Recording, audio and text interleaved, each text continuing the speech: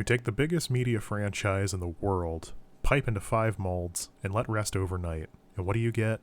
Episode 12 of the Fresh Baked Niche podcast, where the best half-baked conversations happen. I'm your baker, Patrick, and today, let's talk arcade games. But before that, an arcade game I've been playing recently is the pachinko machine that sits in my room. Unfortunately, it's not working, and I was trying to fiddle with the mechanisms to see what needs to be fixed, because I would like to get this thing up and running at some point. But on to today's video, Pokémon.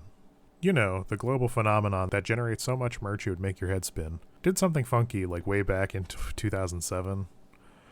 They partnered up with Takara Tomy and AQ Interactive, and they brought us Pokémon Battrios. It's the first of a couple different machines that they have in arcades, and I want to go through them and I want to talk about them. So, starting off, Battrios. The idea is you would put in 100 yen and get a puck, which is a little plastic circle with one side having an image of the Pokemon with a couple of its stats, and the back showing its rarity. Now in later editions, the pucks would change, both how they looked and where the information was, but I assume they could work with newer machines and sets within the Battrios ecosystem. So if I did my job correctly, you should now be seeing a short video of some of the pucks I have. So to play Battrios, you need a team of 3. You scan them in, and you will then battle another team of 3. You could move your pucks around the field, and in real time, you would see your mons move in correspondence. This is how you would battle. You would move to different spaces to initiate the various attacks. And once you reduce your opposing team's HP to 0, which I think it's you share in HP, you more or less are just attacking the whole team at once. Once you get them to 0, you win. I believe you get an opportunity then to catch one of these Pokemon. And I should have mentioned that actually when you put in that 100 yen initially, the machine does give you a puck to start with. So that way you can at least start building your collection. I believe if you don't have enough to play the game, it does auto-assign you computer assistance. Now, the rarity of these pucks, interestingly enough, is determined by the ball printed on the back. It would range from Pokeball to Master Ball, with slightly rarer ones being things like Cherish Balls, Heal Balls, Safari Balls, or in this case, as you probably saw in my video, Premier Balls. When they got towards the end, we had the V-Series, which did change the style and also introduced a new rarity system being stars, going from 1 to 5. Please keep that in mind. Battery also offered a couple of modes other than just battling. There was a versus mode where you could fight another human player or even a computer. There was adventure mode where you could fight gym leaders from the games. And lastly, the Battrios Tower, which would allow you to, similar to the Battle Tower, work your way up floor through floor, fighting harder and harder trainers as you go along and seeing how good you could do. Originally, it only went to 100, eventually 250, and then I believe they got to 1,000 before it was finally discontinued. There are also some additional items produced. There was this thing called the memory key that could store your player data, which was mostly used for the tower mode to know where you left off or how far you got. They also released some carrying cases to help kids store and take their collections with them, because obviously if it's very cheap and this is very child friendly, so you can amass just tons of pucks. It's definitely a solid idea. I like where it started, but I definitely prefer where it goes. And the next one in line is Pokemon Tretta. It originally released in 2012, and we see quite a few changes, starting with the shape of the puck. Now called a Tretta, it has a very distinctive square shape, and it's ever just so slightly larger than a Battrios puck. You can see here that the Tretta are, in my opinion, at least a bit better laid out. The sticker wraps around the plastic. It shows on one side their picture, their name, some of their stats, but the majority of their information is on the back. You also get this nice little thing on the side to identify them, so which is great when you put them in a carrying case or on a shelf, depending on how you keep and store and display them. You can also use some of your Battrios pucks. Now, in the last set, I forgot to write its name down, but you got these things called bridge pucks, which were able to be scanned into the Tretta machine and could be used similarly, which is nice. I like the crossover. It's 3-on-3 battles again, but Outside of just doing a battle mode, there was a searching mode. You'd be shown 6 random locations, and sometimes you'd get Mon silhouettes, especially like legendaries and stuff. And you'd use the dial on the machine to select which 3 of, I think it was like 6 or 7, that you'd want to fight. You'd be revealed, and you'd fight them. To note, if there is a high-class Pokemon in one of the areas you're selecting, you will get a huge warning on the screen being like, imminent danger or something. And then when you win, you get the opportunity to catch. You need to stop a roulette wheel to determine what kind of Pokeball you use. Obviously, a regular Pokeball is going to be more or less only good to catch the lower star Pokemon, where you probably want Ultra Balls and Master Balls for the higher stuff. If all 3 Pokemon catch, you do only get to choose 1 to keep. I do believe you can spend an additional 100 yen for each other one caught to keep them as well. We already paid the 100 yen to start, so you do get at least the 1. And as I just said, the rarity is, once again, stars. That's pretty much consistent throughout. I'll probably bring it up within each section, but that is pretty much a mainstay. Also, something interesting that I'd like to note is the little promotional stamp. You'll notice on some Tretta this little P. This thing also comes up again, and I will definitely be pointing it out where able.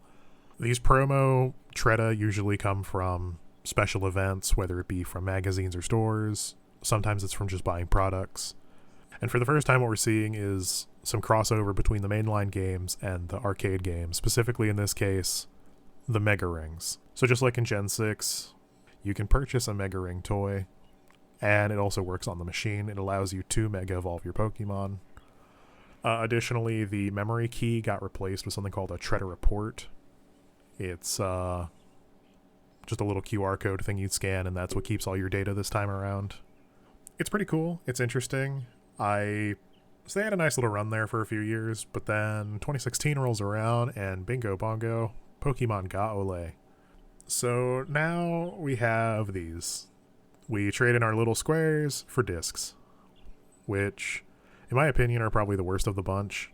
The plastic just feels like way cheaper, and I mean like something Fisher-Price would put out. But to give them some credit, they do have the biggest real estate, so they do get more full art, which I'm a big sucker for. Also, they put all the information on the front, which I don't like. It's just some kind of texture on the back. I wish they would have separated it so that it would be mostly just art on the front with all the info on the back, but neither here nor there. You can see the star rarity as well as the promotional stamp. I would like to take this moment to note, once again, that the art on these is just stunning. Obviously, the higher the rarity, the cooler the art. Playing Galilei is pretty standard. You pop in your 100 yen, and you're off to the races. Or at least battles, I mean. Instead of selecting 3 areas to search for Pokemon, you actually choose a course. It's usually 2 to 3 to select from. However, as new sets would be released, so would new courses. This usually would put the old courses off, so you would only be able to experience the new stuff. And, once you chose your course, it's time to fight. You'll go through 3 rounds of 2-on-2 fights, which is interesting that we dropped from 3 to 2. You'll see what you're fighting, and then you'll get your opportunity to make a selection on which Pokemon you want to fight with from your collection. Just like before, if you don't have enough discs to work with, the machine will just give you a computer partner, which is, again, I like that. That's nice. And Pokemon's attacks are determined by their speed, and they have to go across this little track. You can speed them up by mashing the buttons on the machine. Once you finish your battle, you do get the opportunity to evolve Pokemon that can. It will cost you an additional 100 yen for the disc, but you do get it, and then you'll always have that evolution with you. But for Pokemon that can't evolve, there is a chance that they might be able to get a Grade Up or a Mega Evolution, assuming that is something they could do normally. Additionally, Z-moves were introduced. So now you can also use the Z-Ring toy, as well as get those special Pokemon. The Ga Ole Pass was introduced, this just being Tretta Reports, but different. We also see them introduce Ga Ole tickets. These were promotional items that would allow the player to scan them in and unlock the special routes. or unlock some special routes not normally available. I like what they tried doing, but it's, as I said, maybe not my favorite. I mean, the visuals were definitely nice. Some of the mechanics were solid. My only gripe really is the plastic. If they could have made it just maybe a little thicker, a little bit more premium feeling, I think this might have been one of my favorites. But unfortunately, that title goes to our next entry, Mesostar. Hitting the scene in 2020, we got a good 4 years of this arcade perfection. Tags replaced the old disc system, and honestly, these are my favorite out of all of the series. It's a nice simple pill shape. They're very consistently made. They have a nice thickness. They have a nice feel to them. The art on a number of them is just absolutely solid. And they did my favorite thing, which is art on the front, bulk of the info on the back, and it's just perfection. And again, stars and P's on our tags to note rarity and if they're a promotional piece. As well, the 3-on-3 battles return. However, instead of picking a route, you actually choose the environment / Pokemon, similar to how Tretta worked. You also now get the opportunity to scan in a support Pokemon, which is either one set with your trainer data, or you could actually scan in some special Gaole discs from, I believe, the last set. And then you'd also scan in your 3 Mesostar tags. We also see Chance's return, but not just Evos, Megas, and Z. We also see Dynamax and Terastallization, which is pretty freaking cool that we got all of the mainline battle mechanics, considering in the actual games, we don't usually get more than one, much less all 4 of them. During the battle, you'll be prompted to use an external tool, so Dynamax Band, Terra Orb, whatever. You can scan it on a special part of the machine, or if you don't have it, you can select the option that you'd like to do this, and you don't have the toy, which is kind of nice. Or, obviously, you could just cancel. After battling and catching one of the Mons, you do get the opportunity for a quick catch. For each patch of grass on the screen, you can pay an additional 100 yen to get a random Pokemon. You can also just choose to decline. The series also introduced some co-op play, where the machine kind of opens up in the middle between the 2 screens, making it this huge epic fight. This was, however, usually reserved just for Dynamax, Mons, and Legendaries, which, to be fair, on a scale like that, makes a lot of sense. Again, this is probably my favorite of all of the arcade machines. I think the tags are just real nice. I love the art. I love that they had basically everything available to you. But all good things must come to an end. And as of right now, we have Frienda. So it's been available since 2024, and it's currently the latest in the Pokemon arcade series. Our little plastic companions are now called Pix. Once again, same star system, same promo stamps. Speaking of promos, I would like to share these awesome Lugia and Ho-Oh ones from 7-Eleven. I believe you would just go into a store and you made a purchase and they would just kind of give you one of them at random. I think they're neat. I like how the art pops, and I love the green speckled plastic. There are some other ones that have been released with Happy Meals, which I didn't mention before, but this has been happening in previous series as well. You could get them as toys at McDonald's. I think it was like 5 or 6, and they'd come in like little blister bags similar to these ones you're seeing. As well as like Koro Koro magazine, and in some cases, the Ikiban. I think the JR Pass, or the JR Rail would do some promotional stuff. I have these ones here that are which are connected to Horizons. Gameplay is thankfully still 100 yen, and honestly, I'm very happy about this. It's nice that the price has been consistent just across the entire series. I could have seen it going up over time, but this consistency is very much welcomed. You can also now scan in your trainer pick, the latest memory device, to load in your trainer profile. You'll then choose which 3 Pokemon you want to battle against by swiping left or right on the machine, very similar to how Gaole did it. After making your selection, you can scan support Pokemon, which will be on your trainer pick. And unfortunately, for this time around, you don't get to use the Mesostar tags, which I think is just a shame. I liked that every generation, the last set released would give you compatible pieces for the next set of games. Hopefully, picks will carry over to whatever's next. But regardless, you can use your trainer pick to have a support Pokemon, or there have been promotional QR codes you can get. Battles are still 3-on-3.